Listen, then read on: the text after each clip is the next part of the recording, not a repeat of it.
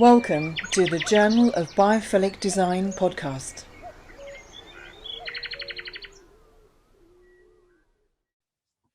Well, many thanks for joining us on the Journal of Biophilic Design. We're really thrilled to be joined again by Lara Cowan, who runs the Botanic Shed, the School of Nature. We're going to find out loads of great stuff from her today about soil. We've partnered with Lara and the Botanic Shed on our sort of print side, and also kind of doing the School of Nature side of things as well, which is absolutely fantastic. And we might sort of touch on that a bit later on. We have done another podcast with her before, and you can search for that where you find your podcast on Journal of Biophilic Design, Botanic Shed, School of Nature. Lara, many thanks for joining us. Oh, thanks very much for having me. Yeah, and just here really to share something that I think everyone should know about soil. I think it's a human right to know what soil can do for us, because it actually can behave like pharmaceuticals. It can behave like an antidepressant. It's an amazing thing to know. I mean, yeah. It's really, really good, really good news. I know not everyone is a gardener, but I think lots of people have become keen sort of seed growers and trying to use space wherever they can to get outdoors.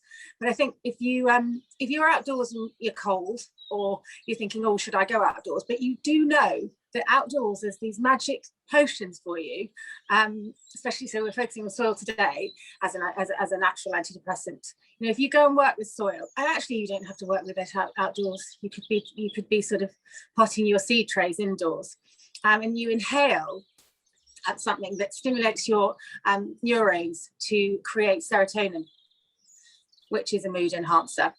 Seriously? So there's a little bacteria in soil called Mycobacterium vaccae, and it stimulates our brains. It stimulates our positive neurotransmitters to create serotonin. It's really, really good news to me to know about that, and it just makes me realise that although I've had a bit of a sort of wonky road, which I think we all do as humans. I think it's just the nature of things.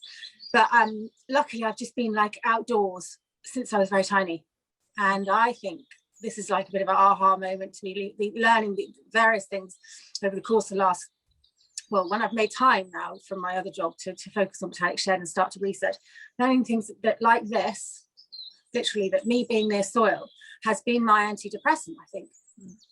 Yeah. I mean, it's, you know, I think I can't say, oh, that is it. But being outdoors and stuff, people have offered me, and I'm not saying that antidepressants are not necessary sometimes, but and I just think that I've managed to cope with some really big traumas because I spend so much time outdoors and in the mud. And other people listening might be like, I'm in mud, but I wasn't. Actually, when I spoke to a friend of mine who used to be a monk, an Israeli guy who now works at Eon, so he's very far away from his former life. But when I told him this, he was like, "Oh my God, I used to be known as the mud boy." And so we lose that childhood innocence and playing, getting down and dirty with mud. So I'd love everyone to sort of get back, closer to it. And even when you're outdoors, when you're just thinking, "Oh, I'm not a gardener," or anything. When you're at a barbecue, if you lie down on the grass, you're near. Yeah. You're accessing that the antidepressant there. So especially if you do a bit of scratching around or something like that, I think it's just really important that people know, what's available in nature, because we know lots of things about pharmaceutical companies because it's all over the press, because it's there's money to be made there, but there's not a lot of people shouting out about where pharmaceutical magic comes from. It's actually mostly a combination of natural medicine and then some new stuff put in. But I think we should know about this. Absolutely, I totally agree. It's just I think it's really exciting. But yeah. I was just touching on the pharmaceutical side of things. I mean, I just had that interview with Owen Wiseman. If people are listening as well, so to Google Owen Wiseman, and he talks about naturopathy. And even aspirin and things have all got based on plants. They've all things. Obviously, then it becomes synthetic, but actually, origins of these things are often on plants. So, I think if we can get out and about in nature, that is really interesting. Actually, about soil, that's really fascinated me. I mean, I do. There is actually a kind of really kind of raw smell with soil, isn't there? I mean, there's something that's quite, I mean, sort of earthy Yeah.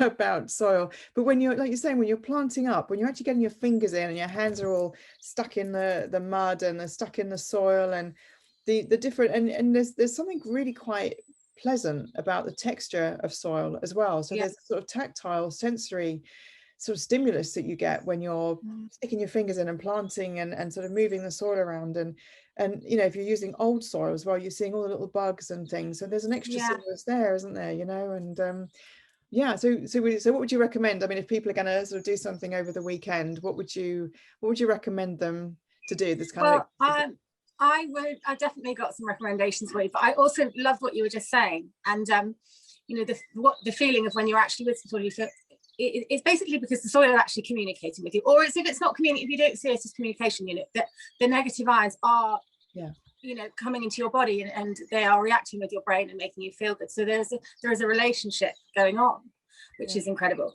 But the important thing I think here is, and I have to do it myself sometimes when I'm thinking, no, not just doing the work and trying to get indoors to make the tea, or to go and, you know, hurry up and get this done, or just thinking about another project in your head. So detaching your brain from your actual activity, it's not so enjoyable, and you don't get the benefits as strongly. Because not only can you get the benefits from inhaling the negative ions in soil, when you know that you are actually doing this, and you're actually sort of like, you're engaging in a kind of self-healing activity, you're being mindful of what you're doing, and which is really, really healthy for you, for your, you know, blood pressure, for your immune system, generally just making sure you've got a sort of positive atmosphere in your whole body and brain. So I'd say, knowing this, if you make a note to yourself that you know it, but also to apply it when you are with soil, you know, because you could go out digging now, and then forget to just go, God, this is actually really happening, you know. I'm communing, you know, and it's not, you know, you say I'm communing with nature, and some people are like, what are you talking about? But you're actually having a conversation with nature in this way. And importantly, in the same way, you know, you want to give love back to it while you are working out.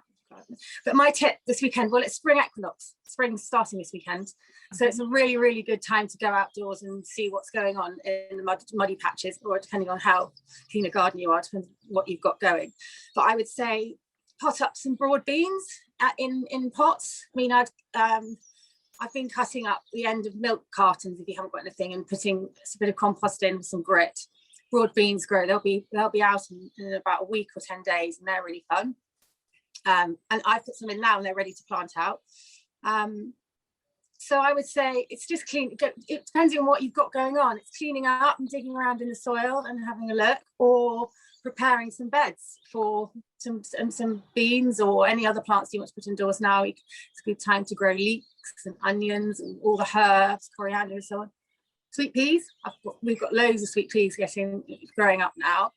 It's exciting. So yeah, I would say go outdoors and spend as much of this weekend outdoors as you can, because it's spring equinox, and it's a really special time when all the sap is coming up through the trees and all the plants, and it's just reminding us that we can always come back and regenerate, and we will only have like a finite number of spring equinoxes in our lives, and this one I think is a pretty amazing one, because we've been through such a strange year. So yes, go outside and hold hands with soil. I love that idea, and that's what I'm going to be doing. I'm going to be outside, I'm going to go for a walk, and then I'm going to come back and do some planting. I think we'll share a video if you're doing it. I'll share one with you, and actually, and that's another tip, is I'd maybe share a video of what you're doing this weekend outdoors with soil, and tell someone else what you've learned if you've listened to this. I was actually going to say at the end of it, I was going to say, for people who are listening, if they wanted to write in or send, you know, just say what they've been doing this weekend, that would be really great. As you say, sharing a video is even better. Fantastic. You know, tag us on social media and the Journal of Biophilic Design, we'd love to see what you're doing. But Lara, thanks so much for your time. It's a pleasure. Regular ones of these, which is really great, so people can subscribe and listen as well. So again, on all the social media channels, Journal of Biophilic Design, including YouTube.